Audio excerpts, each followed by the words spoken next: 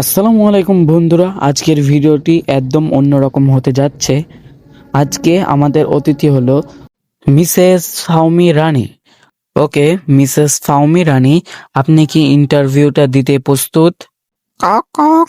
হ্যাঁ, আমি ইন্টারভিউ দিতে প্রস্তুত, কিন্তু আমাকে অন্য মুরগির মতো যদি ইন্টারভিউ নেন তাহলে কিন্তু হবে না। আমি হলাম মিসেস ফাউমি রানী, ডিমের রানী। ওকে, আমাকে ইন্টারভিউ একটু ভিআইপি করে নিতে হবে। আপনাকে ভিআইপি করে নিতে হবে, বুঝলাম, কিন্তু আপনি এত অহংকার করছেন কেন? আমি অহংকার করছি না। মানুষ আমাকে ডিমের রানী বলে, আর আপনি আমাকে ইন্টারভিউ নিতে এসে সামনে দাঁড়িয়ে আছেন। আচ্ছা ম্যাডাম, আপনি এত ডিম দেন, কিন্তু মানুষ আপনার ডিম নিয়ে এত চিন্তিত কেন? কক, চিন্তিত হবে কেন? আমি তো শুধু ডিম দিই, মানুষ শুধু বাজারে নিয়ে যাই। কিন্তু শুনেছি আপনার ডিম বিক্রি করতে হলে মানুষের অনেক ঝামেলা হয়। কক, এই যে আবার শুরু করলেন আমার ডিমের বিরুদ্ধে অপমান। ক ক ক অপমান না, সত্যি কথা। আরে আপনি কে? আমি হলাম মিস্টার দেশি মুরগি। আমাকে সারা ইন্টারভিউ শুরু হয়ে গেছে দেখতে। এই যে মিস্টার দেশি মুরগি, এখানে কেন? এখানের প্রধান অতিথি হলাম কিন্তু আজকে আমি। প্রধান অতিথি হলে কি হলো? আমি একটু আগে শুনলাম আপনি আপনাকে নিজের ডিমের রানী বলতেছেন। হ্যাঁ বলেছি, সমস্যা কি? সমস্যা হলো রানী হলে রাজ্যের হিসাবও দিতে হয়, ওকে? ওহো, মনে হচ্ছে আজকে মুরগিদের ইন্টারভিউ না, মুরগিদের ঝগড়া চলতেছে। মিস্টার দেশি মুরগি, আপনি আমাকে নিয়ে কথা বলবেন না। আমি ডিম দিই, মানুষ অপেক্ষা করে। ডিম দাও ঠিক আছে, কিন্তু সেই ডিম বাজারে বিক্রি করতে গেলে কত ঝামেলা হয় সেটা তুমি জানো? ওহো, আপনারা দুজনই চুপ মারেন। আমি একটা একটা করে প্রশ্ন করব, 3টে প্রশ্ন থাকবে।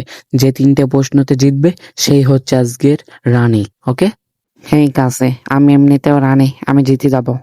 প্রথম প্রশ্ন আমার ফার্মি মুরগিকে নিয়ে। ফার্মি মুরগি, আপনাকে আমরা পুষবো কেন? কারণ এই মুরগির দুনিয়াতে আমি রানী, আমি ডিমের রানী, তাই তুমি আমাকে পুষবা।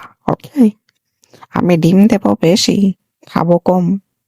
ডিম দেবে বেশি, ডিম দেবে বেশি। ডিম বেচা লাগে না, ডিম পাললে গেলে হবে। তোর চাইতে তো বেশি ডিম দেয় লাল লেয়ার। হ্যাঁ, আমি মানছি আমার চারটে বেশি ডিম দেয় লাল লেয়ার। তাই মানে এই না যে আমি ডিমের রানী না, আমি ডিমের রানী ও রাজা। ওহো মিস্টার দেশি মুরগি, আপনি থামেন। এবার আমি আপনাকে প্রশ্ন করব, আপনাকে আমরা পালবো কেন? আমি নামেও দেশি, কামেও দেশি। আমি খাওয়ার কম খাই, বাইরের শাকসবজি আমি বেশি খাই। আর আমি ডিম একটু বেশি দিতে পারি না, কিন্তু আমার ডিমের দাম বেশি ওই ফার্মি মুরগির চাইতে। আমার মাংসের দামও বেশি ওই ফার্মি ডাইনির চাইতে বেশি। এই জন্যই তোমরা আমাকে পালবা।